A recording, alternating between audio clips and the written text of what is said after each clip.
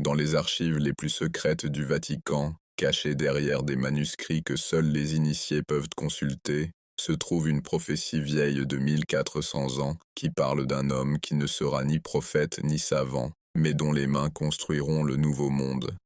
Cet homme, dont le nom est codé dans des textes anciens, se tient peut-être déjà parmi nous, ignorant qu'il est l'élu choisi pour être le bras droit de l'imam al-Mahdi.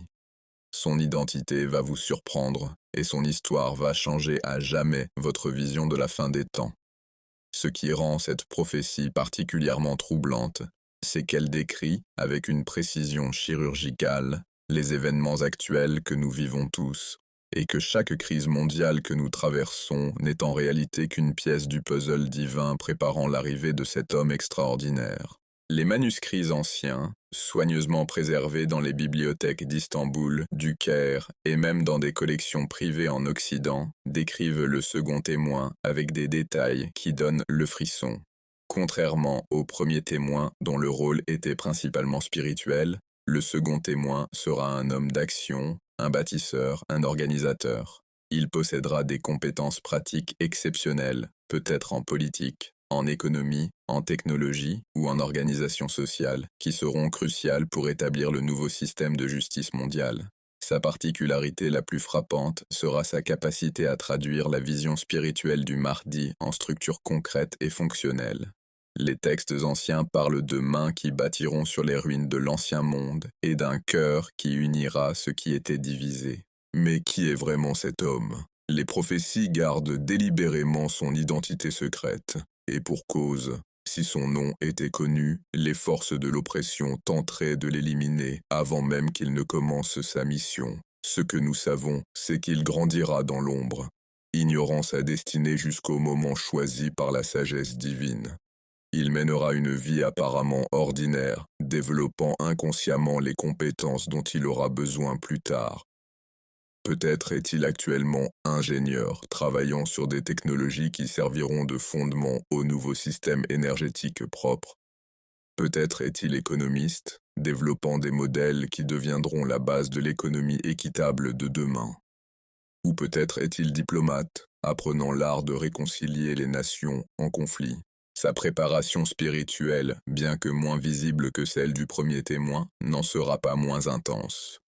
Depuis son plus jeune âge, il aura développé une relation particulière avec la justice, non pas la justice théorique des livres, mais la justice pratique qui transforme concrètement la vie des gens. Il aura une aversion naturelle pour l'injustice et une capacité innée à trouver des solutions équitables aux problèmes complexes. Son cœur sera rempli d'une compassion active, non pas une compassion qui se contente de plaindre, mais une compassion qui agit pour changer les situations.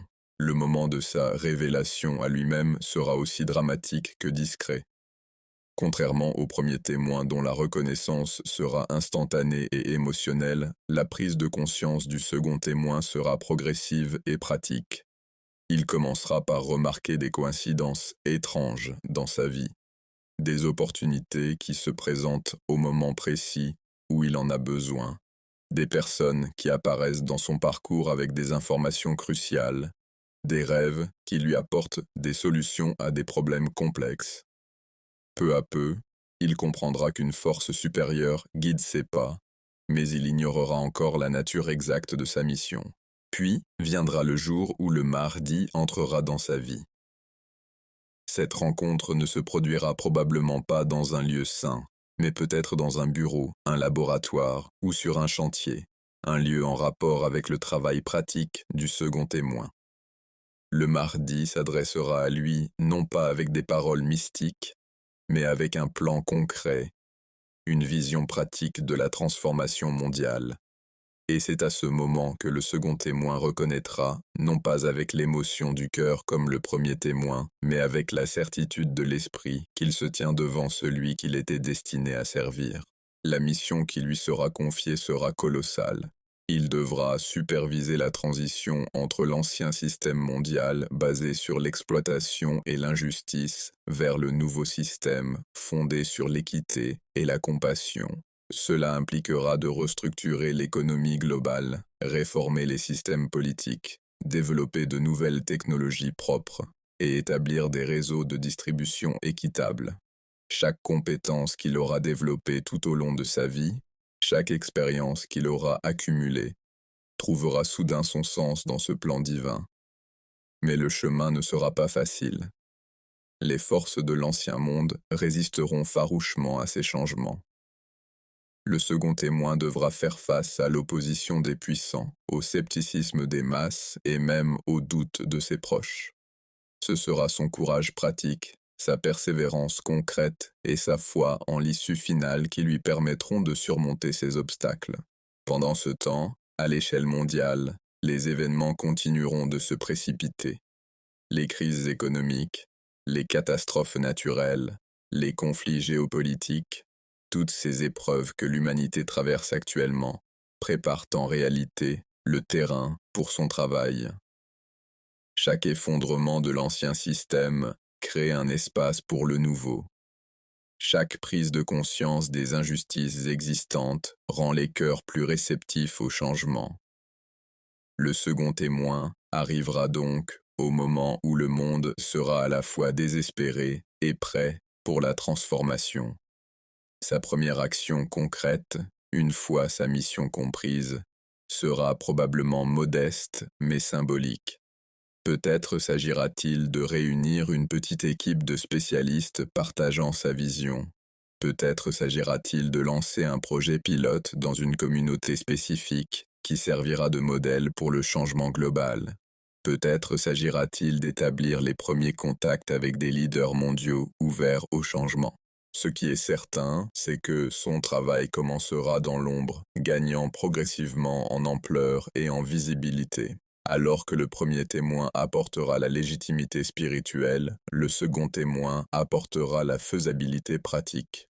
Ensemble, ils formeront les deux piliers sur lesquels le Mahdi construira son œuvre de transformation mondiale. Alors que vous lisez ces lignes, le second témoin est peut-être en train de vivre ses derniers jours d'ignorance avant la révélation. Il se prépare sans le savoir, comme un athlète s'entraîne pour une compétition dont il ignore encore l'existence. Et quand son heure viendra, le monde découvrira que la plus grande force du changement n'est pas dans la puissance militaire ou la richesse matérielle, mais dans la main d'un serviteur humble, guidé par la lumière divine. La préparation divine de cet homme suit un parcours que peu pourraient imaginer. Depuis son enfance, il aura été guidé vers des expériences formatrices spécifiques. Peut-être a-t-il grandi dans un environnement multiculturel, lui donnant une compréhension naturelle des différentes nations et ethnies. Peut-être a-t-il connu la pauvreté dans sa jeunesse, développant en lui une empathie profonde pour les défavorisés. Ou peut-être a-t-il été témoin d'injustices flagrantes, forgeant en lui une détermination inébranlable à établir l'équité. Ses compétences techniques seront tout aussi remarquables. Les textes anciens suggèrent qu'il maîtrisera plusieurs langues, lui permettant de communiquer directement avec les peuples du monde entier.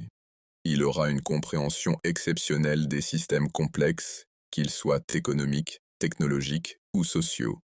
Cette capacité à voir les interconnexions lui permettra de concevoir des solutions globales plutôt que des correctifs temporaires. Le moment le plus critique de sa préparation surviendra juste avant sa rencontre avec le Mahdi. Il traversera une période de crise personnelle et professionnelle qui semblera, sur le moment, être un échec cuisant.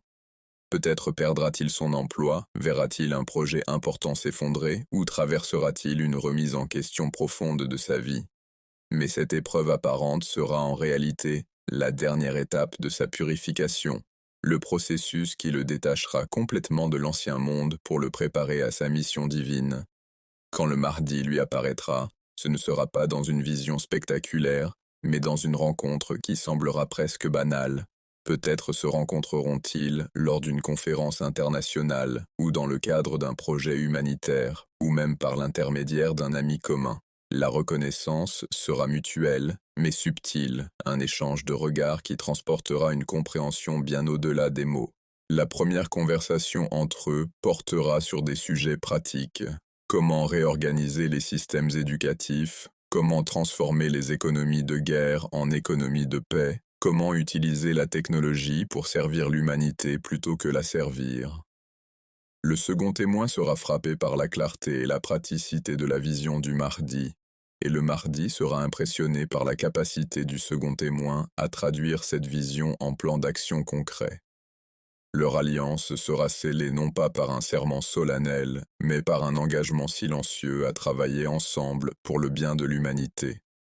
Et à partir de ce moment, le cours de l'histoire commencera à changer imperceptiblement d'abord, puis de plus en plus visiblement. Les premiers signes de leur travail se manifesteront par de petites victoires apparemment isolées. Une communauté qui retrouve prospérité grâce à un nouveau modèle économique, une région conflictuelle qui connaît soudain la paix, une innovation technologique qui résout un problème environnemental persistant. Chaque succès, pris individuellement, semblera être une coïncidence heureuse. Mais, ensemble, ils formeront un motif de changement global qui deviendra de plus en plus évident. Pendant ce temps, le second témoin continuera à vivre sa vie normale, maintenant son anonymat, tout en œuvrant dans l'ombre. Sa plus grande force sera sa capacité à opérer sans rechercher la gloire ou la reconnaissance. Son humilité deviendra son bouclier et son dévouement silencieux sera son arme la plus puissante. Alors que la nuit tombe sur un monde en pleine transformation, le second témoin se tient à la croisée des chemins, ignorant encore l'ampleur du rôle qui l'attend. Mais les signes sont là, pour ceux qui savent les lire.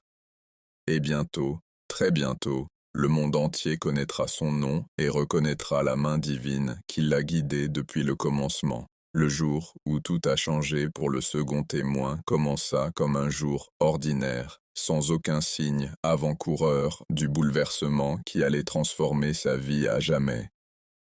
Il se levait tôt, comme à son habitude, pour ses prières du matin, ignorant que cette journée marquerait le début de sa véritable destinée. Le soleil se levait à peine sur l'horizon, teintant le ciel de nuances orangées et dorées, quand il sentit une étrange sensation le parcourir, comme un appel silencieux qui résonnait dans les profondeurs de son âme. Cette sensation persistante, qu'il avait ressentie à plusieurs reprises ces derniers mois, était aujourd'hui plus intense, plus urgente, comme si l'univers entier retenait son souffle en attendant un événement capital. Sa matinée se déroula normalement, ponctuée par les routines habituelles du travail et des obligations familiales. Pourtant, en filigrane de cette normalité apparente, une attente grandissante s'installait en lui. Vers midi, alors qu'il se rendait à une réunion professionnelle dans le centre-ville, son chemin fut détourné par une série de circonstances étranges. Un embouteillage inattendu, une route barrée pour des travaux, puis une panne de transport public qui le força à continuer à pied. Ce qui semblait être une malchance n'était en réalité qu'une guidance divine subtile qui le menait inexorablement vers le lieu de sa destinée. C'est en traversant un parc public qu'il remarqua un homme assis seul sur un banc, entouré d'une aura de paix si tangible qu'elle semblait visible à l'œil nu. Leurs regards se croisèrent, et dans cet instant suspendu, le second témoin sentit le temps s'arrêter autour de lui. Ce n'était pas une reconnaissance émotionnelle comme celle du premier témoin, mais une certitude intellectuelle et spirituelle absolue qui inonda tout son être. Chaque fibre de son corps, chaque parcelle de son intelligence, chaque aspiration de son âme reconnut immédiatement l'homme assis devant lui. C'était l'imam al-Mahdi, le guide tant attendu, celui dont la venue avait été prophétisée depuis des siècles.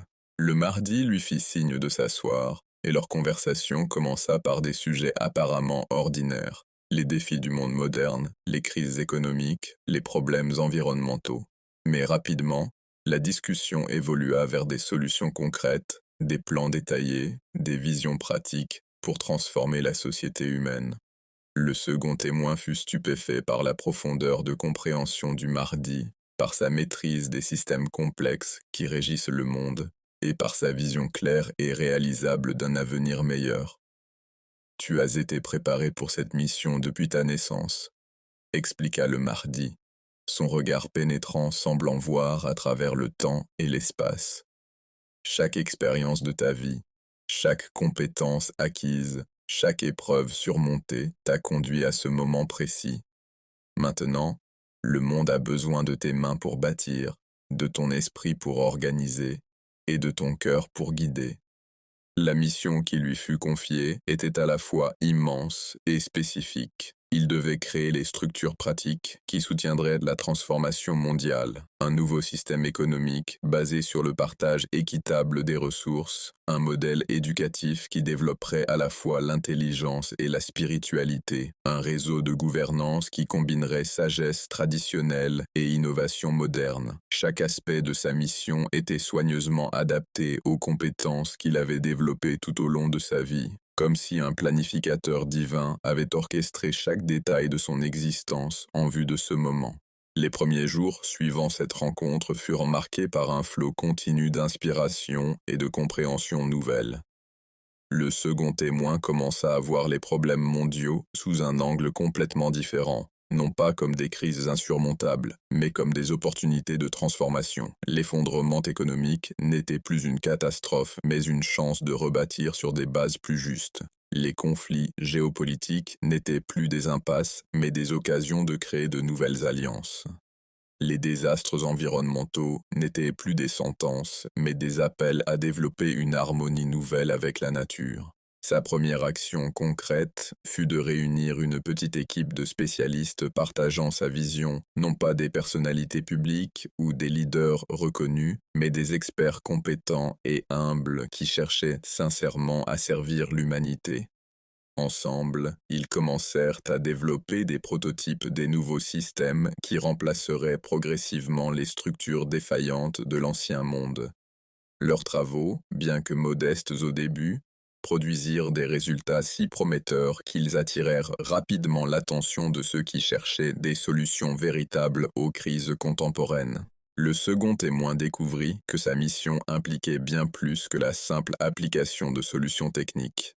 Il devait constamment naviguer entre les dimensions pratiques et spirituelles du changement, assurant que chaque innovation matérielle soit soutenue par une transformation intérieure correspondante.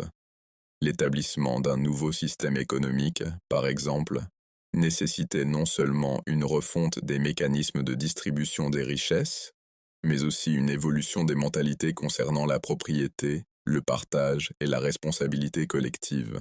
Les obstacles ne tardèrent pas à apparaître. Les forces attachées à l'ancien système, sentant leur pouvoir menacé, commencèrent à résister activement au changement. Le second témoin fit face à des campagnes de discrédit, des sabotages économiques et même des menaces personnelles. Mais à chaque défi, une guidance divine subtile lui montrait la voie à suivre, parfois par des rêves prémonitoires, parfois par des coïncidences improbables, parfois par une intuition soudaine qui éclairait la solution parfaite. Un aspect crucial de sa mission fut la collaboration avec le premier témoin. Leur première rencontre fut un moment de reconnaissance mutuelle et de complémentarité évidente. Là où le premier témoin apportait la légitimité spirituelle et la connexion divine, le second témoin fournissait la faisabilité pratique et l'organisation concrète. Ensemble, ils formèrent les deux piliers indispensables à la réalisation de la vision du Mahdi. L'un ancrant la transformation dans la réalité terrestre, l'autre la reliant à sa source céleste. Leur travail commun commença par la création de communautés modèles qui serviraient d'exemple vivant du nouveau système. Ces communautés, établies dans différentes régions du monde, démontraient comment il était possible de vivre dans l'abondance sans exploitation, dans l'harmonie sans oppression, dans le progrès sans destruction environnementale. Chaque succès local devenait une inspiration globale, et bientôt, des demandes commencèrent à affluer de partout pour reproduire ces modèles. Le second témoin développa une méthode de travail unique, combinant planification rigoureuse et flexibilité intuitive. Il savait quand suivre les plans établis et quand s'adapter aux circonstances changeantes. Il comprenait quand agir rapidement et quand attendre le moment propice. Cette sagesse pratique, nourrie par sa connexion constante avec le Mahdi, lui permit de naviguer avec une efficacité remarquable dans le paysage complexe de la transformation mondiale. Alors que les premiers résultats tangibles de leur travail commençaient à apparaître, une vague d'espoir se propagea à travers le monde. Les médias traditionnels, d'abord sceptiques, commencèrent à rapporter les succès des projets du second témoin. Les leaders mondiaux, initialement méfiants, demandèrent à le rencontrer. Le grand public, lassé des promesses creuses et des solutions inefficaces, vit en lui un porteur d'espoir crédible et compétent. Pourtant, le second témoin resta remarquablement humble et discret.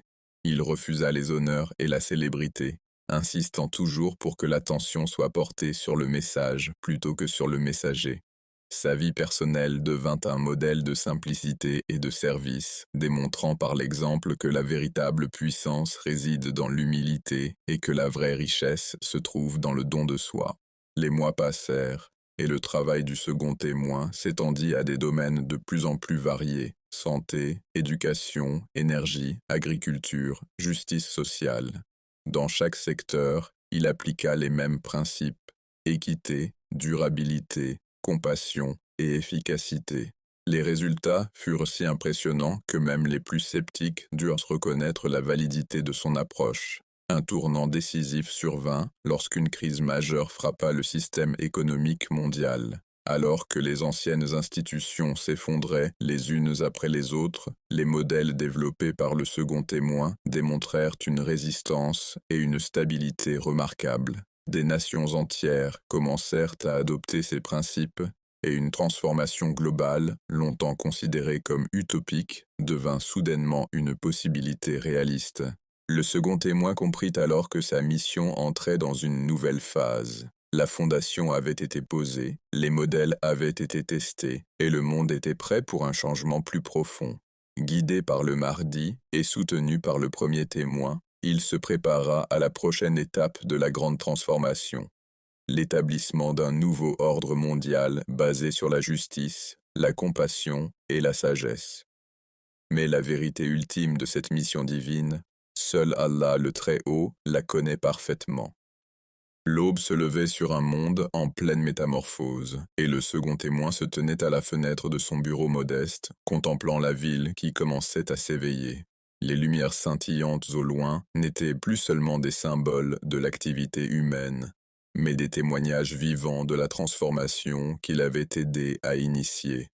Depuis sa rencontre avec l'imam al-Mahdi, des années avaient passé, années marquées par des défis immenses, des victoires inattendues et une évolution spirituelle profonde qui avait transformé l'homme pratique qu'il était en un visionnaire accompli. Chaque jour apportait son lot de défis, mais aussi ses moments de grâce où la main divine se manifestait de manière tangible dans les affaires humaines. La phase finale de sa mission commença par ce qui semblait être la plus grande crise que l'humanité ait jamais connue. Le système économique mondial, miné par des décennies d'injustice et d'exploitation, s'effondra finalement, plongeant des nations entières dans le chaos. Mais cette catastrophe apparente était en réalité l'opportunité tant attendue pour implémenter les nouveaux modèles que le second témoin et son équipe avaient développés dans l'ombre. Alors que les anciennes institutions s'écroulaient, les structures alternatives qu'ils avaient établies démontrèrent une résilience remarquable, devenant des îlots de stabilité dans un océan d'incertitude. Les communautés qui avaient adopté les principes du nouveau système non seulement survécurent à la tempête, mais prospérèrent, démontrant par l'exemple la supériorité du modèle équitable. Le travail du second témoin durant cette période critique fut monumental. Jour et nuit, il coordonna la transition vers le nouveau système économique global, un modèle basé sur les principes de justice distributive et de responsabilité collective. Contrairement à l'ancien système qui créait des inégalités croissantes, ce nouveau modèle assurait que les ressources de la planète soient partagées équitablement entre tous les peuples. Les nations riches apprirent à partager leur abondance, les pays pauvres découvrirent comment développer leur potentiel, et une nouvelle ère de coopération internationale commença à émerger des cendres de l'ancien ordre mondial. Ce ne fut pas un processus facile, les vieilles habitudes de concurrence et de méfiance moururent difficilement, mais la vision claire du second témoin et sa persévérance inébranlable finirent par triompher de tous les obstacles. L'un des accomplissements les plus remarquables du second témoin fut la création du Conseil mondial de la sagesse, une institution unique qui rassemblait des experts de tous les domaines, scientifiques, spirituels, économiques, environnementaux, pour développer des solutions holistiques aux défis de l'humanité. Ce conseil ne fonctionnait pas selon les principes de compétition et de pouvoir qui caractérisaient les anciennes organisations internationales, mais selon ceux de collaboration, de compassion et de recherche commune de la vérité. Ces décisions, étonnamment, étaient presque toujours unanimes, comme si une guidance supérieure harmonisait les perspectives diverses vers une compréhension commune. Le second témoin présidait ces réunions avec une humilité remarquable, écoutant chaque voix avec une attention égale et synthétisant les différentes perspectives en une vision cohérente et réalisable. La transformation ne se limita pas aux structures économiques et politiques. Le second témoin supervisa également une révolution dans le domaine de l'éducation, développant un système qui cultivait à la fois l'intelligence analytique et la sagesse intuitive, qui valorisait autant les compétences pratiques que les qualités spirituelles. Les nouvelles générations, éduquées selon ces principes, démontrèrent une maturité et une compassion qui surprirent même les plus optimistes. Les conflits intergénérationnels qui avaient caractérisé l'ère précédente firent place à une collaboration respectueuse entre les âges, chaque génération reconnaissant la valeur unique des autres. Les écoles devinrent non seulement des lieux d'apprentissage, mais des centres de développement intégral où les enfants apprenaient à la fois les mathématiques et la méditation, les sciences et le service aux autres. Dans le domaine technologique, le second témoin encouragea le développement d'innovations qui servaient réellement l'humanité plutôt que de la servir. Les énergies propres devinrent accessibles à tous, éliminant progressivement la pauvreté énergétique. Les avancées médicales, autrefois réservées aux riches, furent distribuées équitablement, conduisant à une amélioration spectaculaire de la santé globale. Les technologies de communication, au lieu d'isoler les individus, devinrent des outils pour renforcer les liens communautaires et la compréhension mutuelle. Le second témoin insista particulièrement sur le développement de technologies qui respectaient l'environnement et renforçaient l'autonomie des communautés locales plutôt que leur dépendance. Pourtant, le chemin ne fut pas sans obstacles. Les forces de l'ancien monde, bien qu'affaiblies, continuèrent à résister farouchement. Le second témoin fit face à des tentatives de sabotage, des campagnes de désinformation et même des menaces physiques. Mais à chaque attaque, une protection divine sembla l'entourer, déjouant les complots et transformant les obstacles en opportunités. Ces épreuves, plutôt que de l'affaiblir, renforcèrent sa détermination et purifièrent ses intentions. Il apprit à voir dans chaque difficulté une occasion de croissance et dans chaque opposition, une chance de démontrer la supériorité morale des principes qu'il défendait. La relation entre le second témoin et l'imam al-Mahdi évolua au fil du temps, passant d'une guidance explicite à une collaboration harmonieuse. Le Mahdi, tout en restant le guide spirituel suprême, laissait de plus en plus de responsabilités pratiques au second témoin, reconnaissant sa compétence exceptionnelle et sa dévotion sans faille. Leur relation devint un modèle de collaboration entre le leadership spirituel et l'expertise pratique, démontrant comment ces deux dimensions, souvent séparées dans l'histoire humaine, pouvaient s'unir pour créer une civilisation équilibrée et harmonieuse. Leurs réunions étaient des moments de communion profonde, où les plans divins se révélaient dans toute leur splendeur, et où les stratégies pratiques pour leur mise en œuvre étaient élaborées avec une précision remarquable. Un moment particulièrement significatif dans la mission du second témoin fut la réconciliation historique entre les nations qui s'étaient autrefois combattues. Guidé par une sagesse qui dépassait les compétences diplomatiques conventionnelles, il réussit à créer des forums où les anciens ennemis pouvaient non seulement faire la paix, mais véritablement se comprendre et s'apprécier. Les conflits ethniques et religieux, qui semblaient insolubles, se résolurent les uns après les autres, non pas par la force ou la compromission, mais par une transformation authentique des cœurs et des mentalités. Le second témoin avait un don unique pour identifier les blessures historiques qui sous-tendaient les conflits contemporains et pour guérir ses blessures par la reconnaissance mutuelle et le pardon collectif. L'impact environnemental du travail du second témoin fut tout aussi remarquable. Sous sa direction, l'humanité commença à guérir les blessures infligées à la planète pendant des siècles d'exploitation irresponsable. Les forêts décimées repoussèrent, les espèces menacées retrouvèrent leurs habitats, les océans se purifièrent progressivement. Cette renaissance écologique ne fut pas imposée par des régulations strictes, mais émergea naturellement d'une nouvelle conscience de l'interconnexion entre tous les êtres vivants. Le second témoin enseignait que la protection de l'environnement n'était pas un sacrifice, mais un privilège, et que la terre répondait avec générosité aux soins attentionnés que lui prodiguait l'humanité. Alors que la transformation mondiale s'accélérait, le second témoin commença à préparer sa succession. Contrairement aux leaders de l'ancien monde qui s'accrochaient au pouvoir, il comprit que sa mission incluait la formation de la prochaine génération de bâtisseurs. Il sélectionna soigneusement des successeurs, non pas sur la base de leur ambition personnelle, mais de leurs compétences, de leur intégrité et de leur dévotion au bien commun.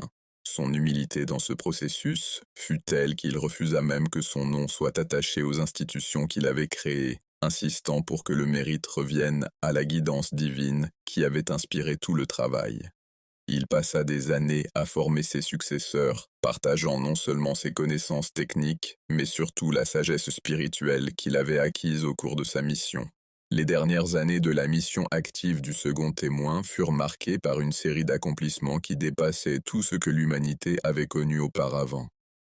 La faim et la pauvreté extrême furent éradiquées à l'échelle mondiale. L'accès à l'éducation et aux soins de santé devint universel. Les guerres, qui avaient ravagé l'humanité pendant des millénaires, devinrent des souvenirs historiques plutôt que des réalités contemporaines. La justice, autrefois un idéal lointain, devint le fondement de toutes les relations sociales.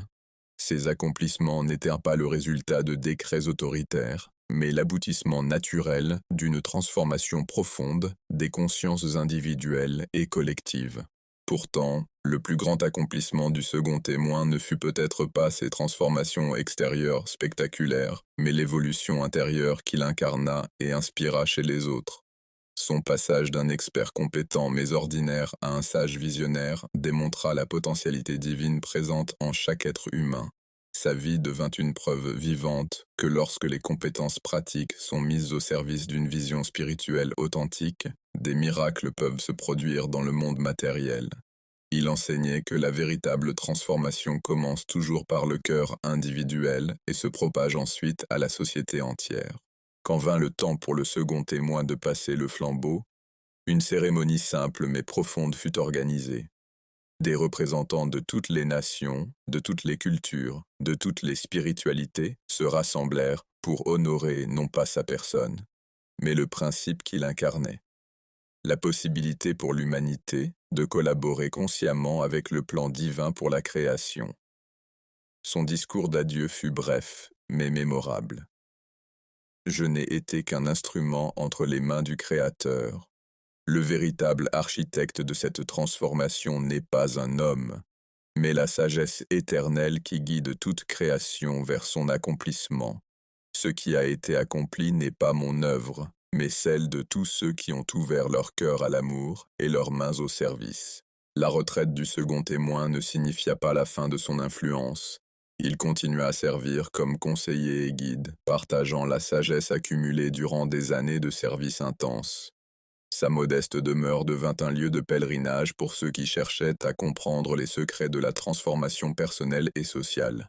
Il enseignait que le changement extérieur n'était que le reflet d'une évolution intérieure, et que la clé pour maintenir les accomplissements de la nouvelle ère était la purification continue des cœurs et des intentions.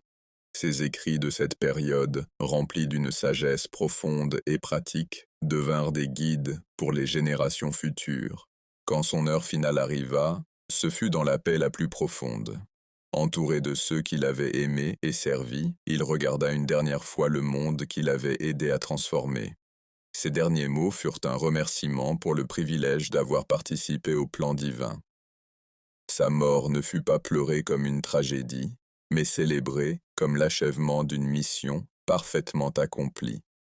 Des millions de personnes, à travers le monde, se souvinrent de son héritage, non pas avec tristesse, mais avec une gratitude joyeuse pour tout ce qu'il avait rendu possible. L'héritage du second témoin perdure dans chaque aspect de la civilisation mondiale qu'il a aidé à façonner. Les structures qu'il a créées continuent à fonctionner avec efficacité et compassion. Les principes qu'il a incarnés sont enseignés aux nouvelles générations. Mais plus important encore, son exemple continue d'inspirer des millions de personnes à utiliser leurs compétences pratiques au service d'une vision spirituelle élevée.